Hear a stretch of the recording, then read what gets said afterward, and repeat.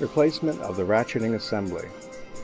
This procedure covers both models 45R and 101R ratcheting nailers. The ratcheting mechanism allows the plunger to be struck several times to set just one nail. To inspect ratcheting mechanism, first remove the two 1/2-inch screws holding the access plate.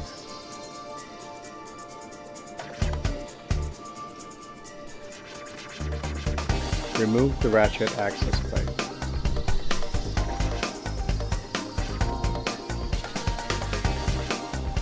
Remove the ratchet assembly.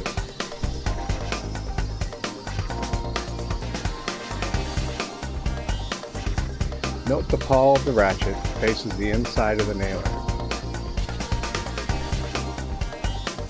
Inserting a new ratcheting mechanism. Make certain that the pawl of the new ratchet faces the inside of the nailer. Insert the ratchet assembly with the pawl facing the plunger head. Reinstall the embossed ratchet access plate with raised side facing outward.